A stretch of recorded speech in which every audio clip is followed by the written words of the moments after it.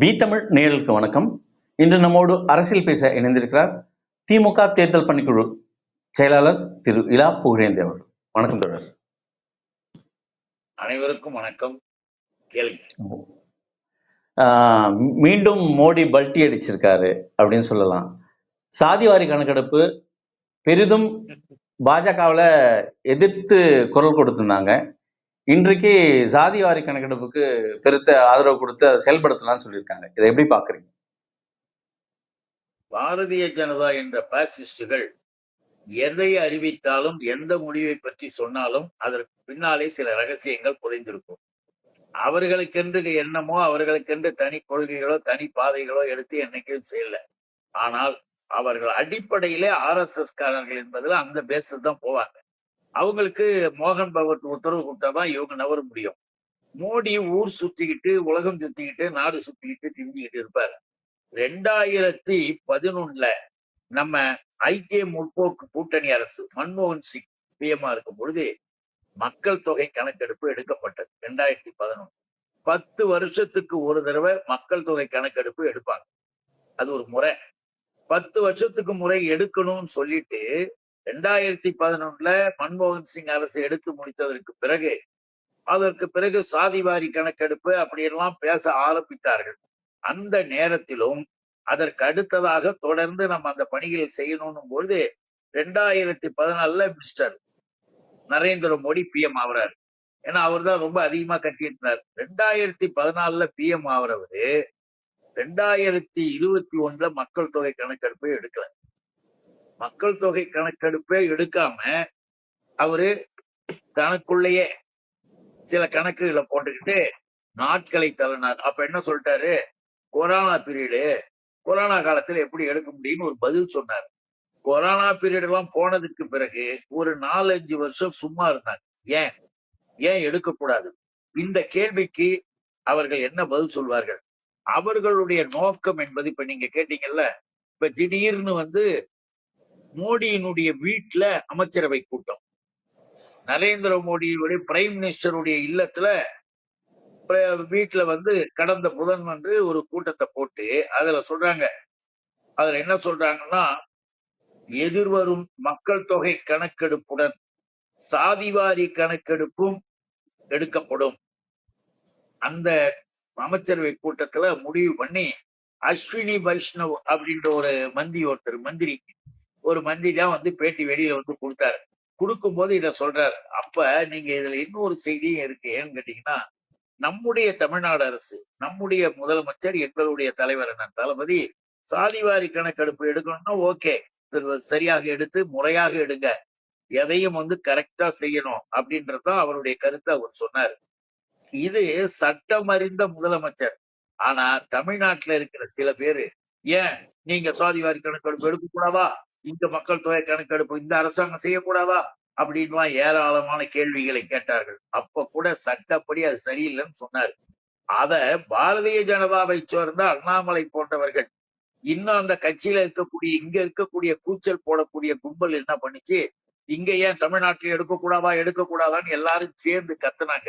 அதுக்கெல்லாம் ஒரு பதிலாக இந்த அமைச்சரவை மோடி வீட்டுல கூடிச்ச அமைச்சரவை கூட்டம், அந்த கூட்டம் என்ன சொன்னிச்சு, வருங்காலத்துல இந்த மாதிரி நாங்க எதிர்வரும் மக்கள் தொகை கணக்கெடுப்பின் போது சாதிவாரி கணக்கெடுப்பை நாங்க எடுப்போம் அப்படின்னு ஒரு கருத்தை சொல்லிட்டு, சில மாநிலங்களில் அரசியல் காரணங்களுக்காக, இதை நீ கவனிக்கணும், அவங்களே சொல்றது, சில மாநிலங்களில் அரசியல் காரணங்களுக்காக சர்வே என்ற பெயரில் சாதிவாரி கணக்கெடுப்பு எடுத்துள்ளனர். இது குழப்பத்தை ஏற்படுத்தும். சாதிவாரிய கணக்கெடுப்பு என்பது மக்கள் தொகை கணக்கெடுப்புடன் எடுக்க வேண்டிய ஒன்று. அதை தனியாக சர்வே என்ற பெயரில் எடுக்க முடியாது. மக்கள் தொகை கணக்கெடுப்பு எடுப்பது என்பது ஒன்றிய அரசாங்கத்தினுடைய அதிகாரம், யூனியன் கவர்மெண்டினுடைய பவர், எங்களுடைய அதிகாரம். நீ சர்வே என்ற பெயரில் எடுக்கிறது குழப்பம், அது தேவையில்லாதது. அதை நாங்கள் அனைத்தையும் ரத்து செய்கிறோம் சொல்றது ஒன்றிய யூனியன் கவர்மெண்ட். இது சட்டம் என்பதை நம்முடைய முதலமைச்சர் அன்றைக்கே சொன்னார். நம்முடைய முதல்வர், எங்களுடைய தலைவர் தளபதி சொல்லும் போது அதை கேள்வி கேட்டுக்கிட்டு குழப்பினாங்க. ஆனா இன்னைக்கு இவங்க தெளிவாக இது சம்பந்தமாக பதில மட்டும் தெளிவா சொல்லிட்டு நாம என்ன கேட்கிறோம்னா, எதிர்வரும் மக்கள் தொகை கணக்கெடுப்புனா எப்ப? ஏதாவது எந்த வருஷமாவது சொன்னீங்களா? ஏன் சொல்லல? 2026ன்னு கூட சொல்லலாம். இல்ல நீ வழக்கம் போல எங்களுக்கு தான் எல்லாம் வரப்போகுதுன்னு 2031 கூட நீ அறிவிச்சிருக்கலாம். ஒன்றிய அரசாங்கம் செய்கிறதுன்றதுதான். 2026, 2031 கூட அறிவிக்கல. இதுல இன்னும் கூட கேட்டீங்கன்னா 2025, 26ல பட்ஜெட்ல 2020 இந்த வருஷம் போட்டாங்களே பட்ஜெட், யூனியன் கவர்மெண்ட் பட்ஜெட், அந்த நிதிநிலை அறிக்கையில சாதிவாரி கணக்கெடுப்புக்கு நிதி அதனுடைய பணிகளை செய்வதற்காக வரிகள்ல ஒரு பைசா கூட ஒதுக்கல. அப்போ என்ன நினைத்து கொண்டு செய்கிறார்கள்? அங்கத்தான் நம்முடைய கேள்வி. யூனியன் கவர்மெண்டாக இருக்கக்கூடிய நரேந்திர மோடி அரசு இதை அறிவித்துவிட்டு பீகார் தேர்தல் பிரச்சாரத்திற்கு பயன்படுத்துகிறார்கள். பீகாருடைய சட்டப்பேரவை தேர்தல்ல பேசுறாங்க. நாங்க இப்ப சாதிவாரி கணக்கெடுப்பு எடுக்க போறோம், வர போறோம்னு சொல்லிட்டு அமைச்சரவை கூட்டத்திலே முடிவு செஞ்சுட்டோன்னு அங்க போய் இந்த வேலையை செய்கிறார்கள். ஞாபகம் வச்சு. அப்ப இது எப்படிப்பட்ட ஆட்கள்? இது சொல்லுங்க. பாஜகவோட ஏமாற்று வேலையா? பீகார் தேர்தலுக்காக பாஜக இந்த சாதிவாரி கணக்கெடுப்பு கையில் எடுத்திருக்குன்னு குறிப்பிடுறீங்க. ஏன் இது நிதிஷ்குமாரோட கூட்டணிக்காக எடுத்திருக்கலாம் அப்படி ஒரு பார்வை பார்க்கப்படுது இல்லையா? நிதிஷ்குமாரோட காரணத்துக்காக அழுத்தம் இருக்கலாம் இல்லையா அதுல?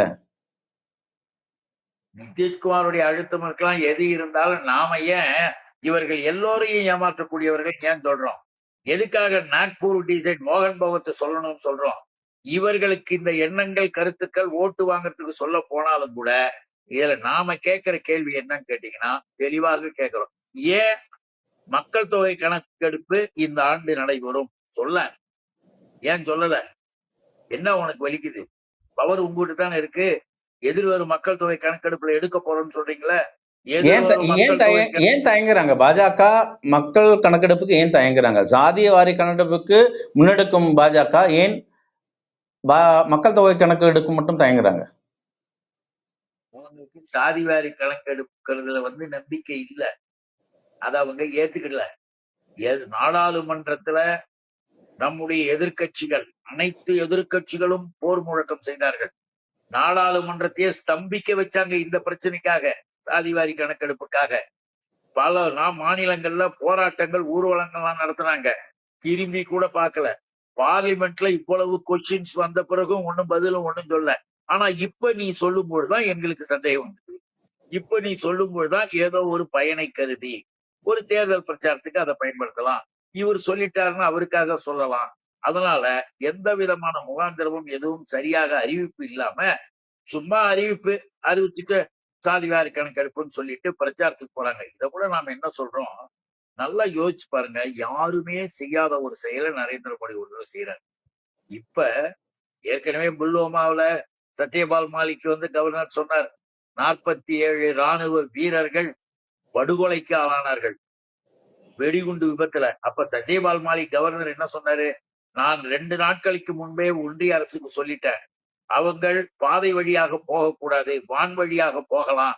பாதை வழியில் போகின்ற போது தீவிரவாத தாக்குதல் இருக்குன்னு உளவு பிரிவு சொல்லிச்சுன்னு நான் சொன்னேன். அதை தூக்கி போட்டுட்டு அதெல்லாம் தேர்தல் நேரத்துல சொல்லிட்டு இருக்காதன்னு அனுப்பிச்சாங்க. அத பிறகு புல்வாமா அந்த முடிவை தேர்தலுக்கு பயன்படுத்தினாங்க. தீவிரவாதிகள் கொண்டுட்டாங்க, இந்த மதத்தை சேர்ந்தவர்கள் அந்த மதத்தை சேர்ந்தன்னு தேர்தலுக்கு பயன்படுத்த 47 ராணுவ வீரர்களே பலி கொடுத்த அந்த கொடுமையை அங்க இருந்த சத்யபால் மாலிக் கவர்னர் சொல்லித்தான் நாமளே இப்ப சொல்றோம். அதுல இன்னொன்னு என்ன தெரியுங்களா? அதுல ஒரு விஷயத்தை அப்புறம் சொன்னாங்க. அந்த 47 வீரர்களும் தென்னிந்தியாவை சேர்ந்தவர்கள், திராவிட நிலப்பரப்பை சேர்ந்தவர்கள், இந்த 4 மாநிலத்தை சேர்ந்தவர்கள் தான் அந்த வீரர்கள்னு அதுக்கும் ஒரு கருத்தை அப்புறம் பின்னால சொன்னாங்க. இதையெல்லாம் நீங்க நினைவுபடுத்துவதற்கு காரணம், எவ்வளவு பெரிய நிகழ்ச்சி நடந்தாலும் அதை தேர்தல் பிரச்சாரத்துக்கு பயன்படுத்தும். இப்ப காஷ்மீர் என்ன பண்ணாங்க? நல்லா யோசிச்சு பாருங்க. ஒரு பிரைம் மினிஸ்டர் வெளிநாட்டுல இருக்காரு. இங்க ஒரு பெரிய விபத்து நடக்குது, கொடூரம். சுற்றுலா பயணிகளை சுட்டுக் கொள்கிறார்கள். அந்த மாதிரி அதிர்ச்சி அடைஞ்சு போய் பிரைம் மினிஸ்டர் உடனே புறப்படுகிறார்.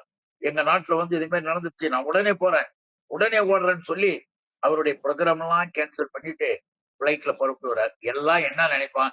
நேரா ஸ்பாட்டுக்கு போறாருன்னு தானே நினைப்பான். அதுக்கு தானே நீ புறப்பட்டு வந்ததா சொன்ன. அங்கிருந்து வந்து அடுத்த நிமிடம் பீகார் பிரச்சாரத்துக்கு போயிட்டார். அந்த ஏரியாவுக்கே போகல.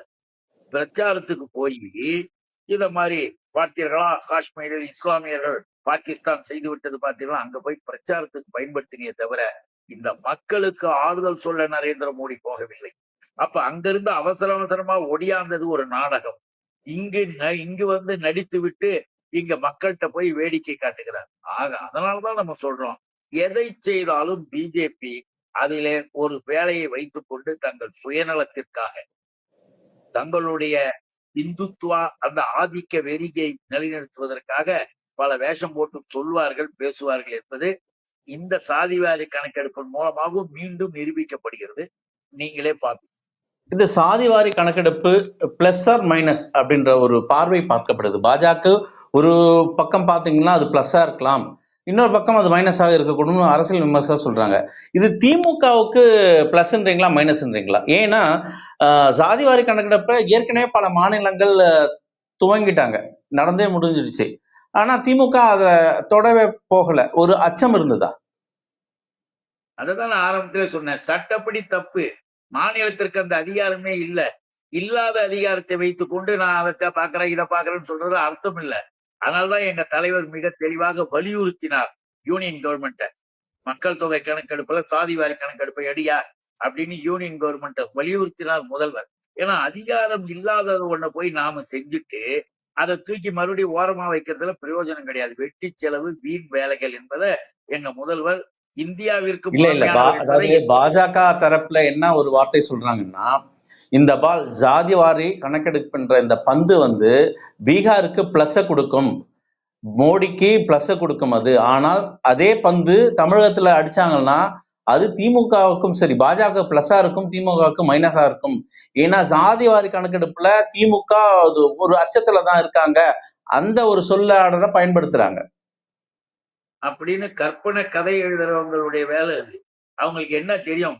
ரிசர்வேஷன் பாலிசி, வகுப்பு வாரி பிரதிநிதித்துவம், பிசி, எம்பிசி, எஸ்சி, எஸ்டி என்றெல்லாம் இருக்கக்கூடிய நிலைகளில் திராவிட பேரியக்கம் என்பது இவர்களால், RSS, பிஜேபி போன்ற ஆதிக்க சக்திகளால் படிக்க கூடாது என்று பிறப்பால் வேதம் பார்த்து பிரித்து வைக்கப்பட்டு 7 விதமாக சூத்திரர்களை பிரித்து அந்த சாதிய கணக்கெல்லாம் வெளியில தள்ளி உங்க அப்பந்தொழிலை செய், இதை செய் என்று கேலியும் கிண்டலும் பேசிய நரேந்திர மோடி, அமித்ஷா, RSS மோகன் பகவத், இன்னைக்கு இருக்கக்கூடிய இங்க கவர்னரா இருக்கிற RSS ரவி, விவரமே புரியாம சங்கரமடத்துல சால்வையை தூக்கி மூஞ்சில போட்டா கூட அது வந்து தீட்டு தொட்டா தீட்டுன்னு அவன் வந்து தூக்கி போடுறத பெருமையா புடிச்சுக்கிட்டு, ஆகா என் மூஞ்சில காரி துப்பிட்டாங்க, நான் வழிச்சு சந்தோஷப்படுறேன்னு நிறைய தமிழிசை கூட சந்தோஷப்பட்டுச்சு.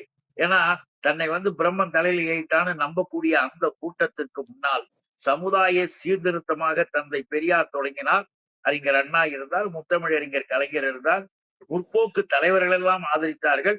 இன்றைக்கு எல்லோருடைய வடிவமாக திராவிட மாடல் அரசாக அனைவருக்கும் அனைத்தும். அப்படி வரும்பொழுது சாதிய நிலைகள்ல வேலை வாய்ப்பு, அரசு வேலை வாய்ப்பு, அதற்கு அடுத்ததாக கல்வி நிலையங்களில் உயர்கல்வி, தொழிற்கல்வி உட்பட அனைத்து நிலைகளிலும் நம்முடைய முதல்வர் அவர்கள் இந்த சாதிவாரி கணக்கெடுப்பு சரியாக முறையாக நடந்து நீங்க தெரிவிக்க வேண்டும் என்று அவர் சொன்னது இந்த இடஒதுக்கீடு பாலிசியின் அடிப்படையில் தானே தவிர திமுகவிற்கு அதன் மூலமாக நஷ்டம் வந்துடும், அதன் மூலமாக கஷ்டம் வந்துடும்னு இவனுங்க வந்து எல்லாத்தையும் அரசியல் பார்வை பாக்குறானுங்க.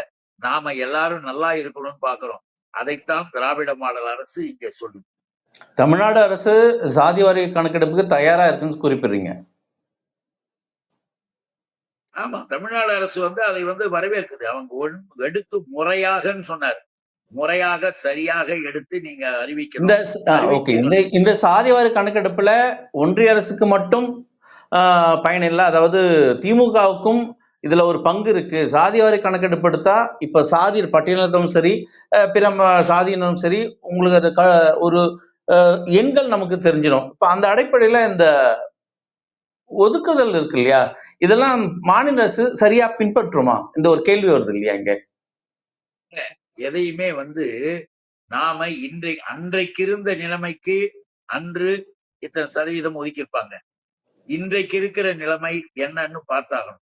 பார்த்து விட்டு எல்லா விதத்திலும் ரேஷியோ வைத்து பார்த்தீர்கள் என்றால் சரியா இருக்கும். இதுல உங்களுக்கு நன்மையா, அவர்களுக்கு நன்மையா, இவர்களுக்கு நன்மையா இல்ல, இந்த நாட்டுக்கு, நம்முடைய மக்களுக்கு சமூக நீதி அடிப்படையில் நன்மைகள் கிடைக்கணும்ன்றதுதான் திராவிட இயக்கம். அதுதான் திராவிட மாடல். எனக்கு பிளஸ் அவங்க ஓட்டு போட்டால், அதுதான் முதல்வர் அழகா சொன்னார் பாருங்க பதவியேற்கும் போது, வாக்களித்தவர்களுக்கும் வாக்களிக்காதவர்களுக்கும் நான் முதல்வராக இருந்து பணியாற்றுவேன். எங்களுக்கு தேவை, உங்களுக்கு நன்மையை செய்வேன். நீங்க எங்களுக்கு ஆதரித்தாலும் ஆதரிக்காவிட்டாலும் நான் செய்து கொண்டு இருப்பேன். அதை நீங்க தான் முடிவு பண்ணணும்னு அழகா சொல்லியிருக்காரு. அதைத்தான் இதுக்கு நான் பதிலா சொல்ல முடியும்.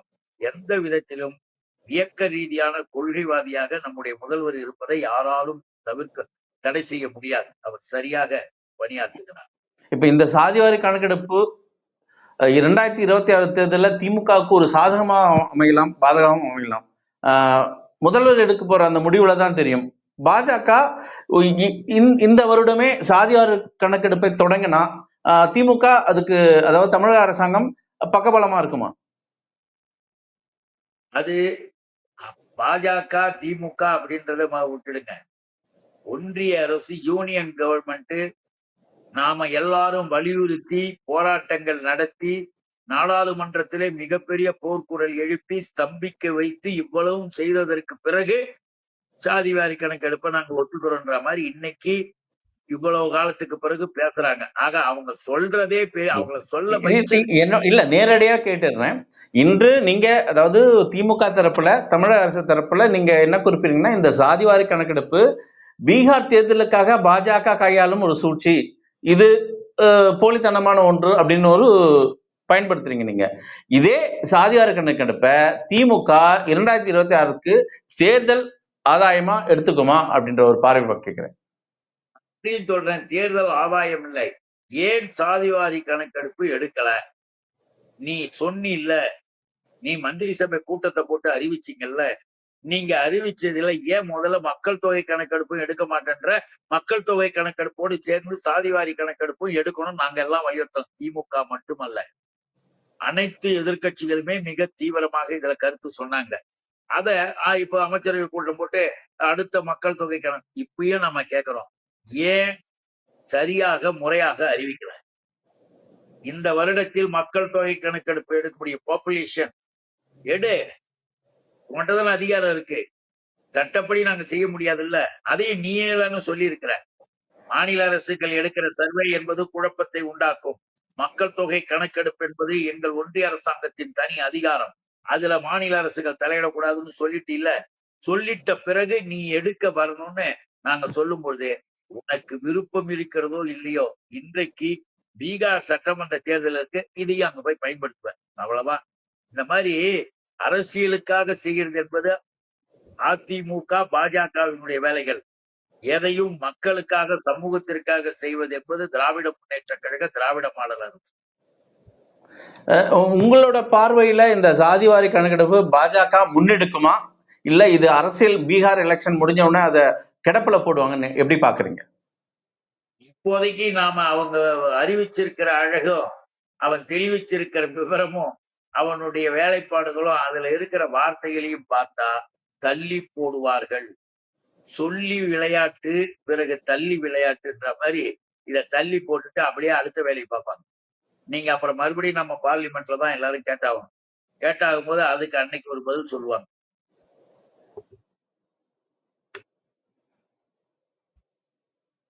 Okay okay.